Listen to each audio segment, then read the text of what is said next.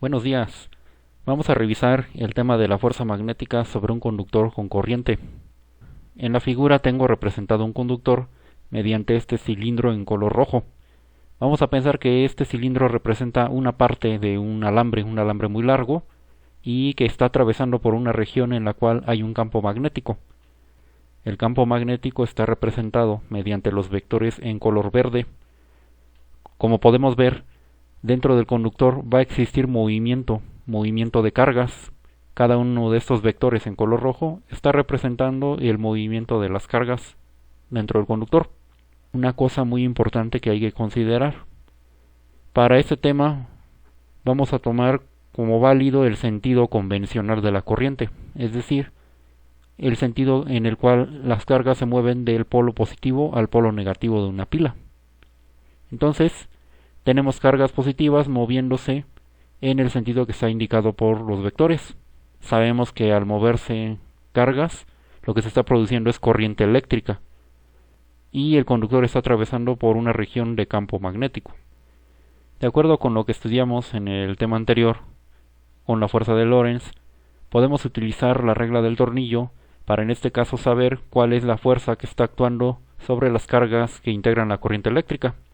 Si nosotros aplicamos la regla del tornillo, entonces giraríamos un tornillo en la dirección de la corriente hacia el campo magnético, es decir, giraríamos en esta forma. Si nosotros giramos un tornillo en este sentido, el tornillo va a salir, va a subir, por lo tanto la fuerza va a estar orientada hacia arriba, pero esta fuerza se manifiesta sobre todas las cargas que integran la corriente eléctrica. Por lo tanto tendremos varios vectores que representan las fuerzas que actúan sobre cada una de esas cargas. ¿Cómo podemos nosotros saber cuál es la magnitud de esta fuerza?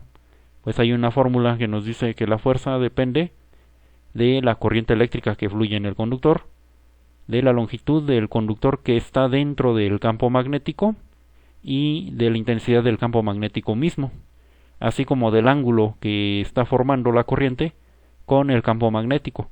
Aquí en la figura estoy representando de manera perpendicular la corriente y el campo magnético. Como podemos ver aquí, el ángulo es 90 grados, pero podría ser otro ángulo, podría ser un ángulo de 20 grados, un ángulo de 40 grados, etcétera, diferentes valores del ángulo.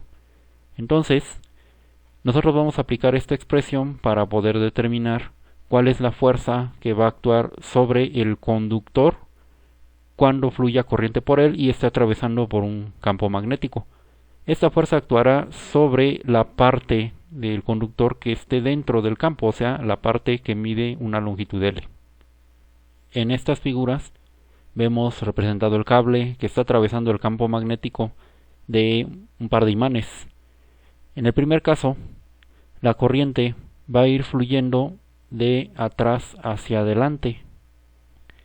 Entonces tenemos el conductor, la corriente fluye de atrás hacia adelante, el campo magnético va de izquierda a derecha, y si hacemos girar un tornillo en esta dirección, la fuerza va a ir hacia arriba. Por lo tanto, el cable se va a curvar, y eso está representado mediante el segmento curvo en color oscuro.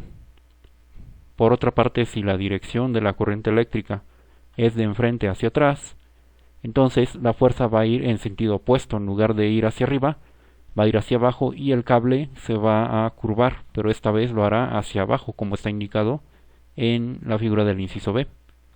Estas figuras intermedias nos representan la aplicación de la regla de la mano derecha, que equivale a la regla del tornillo que nosotros estamos considerando. Regresando a la figura, observamos nuevamente desde diferentes ángulos cómo son los vectores de fuerza, los vectores del campo magnético en color verde y la dirección del movimiento de las cargas. En los siguientes videos estaremos viendo ejemplos de aplicación de esta fórmula, así como de los despejes que nos da lugar. Podríamos calcular la fuerza, podríamos calcular la intensidad de la corriente, la longitud del conductor que está dentro del campo o la intensidad del campo magnético. Podríamos calcular también inclusive el ángulo que está formado entre el campo magnético y la dirección de avance de la corriente.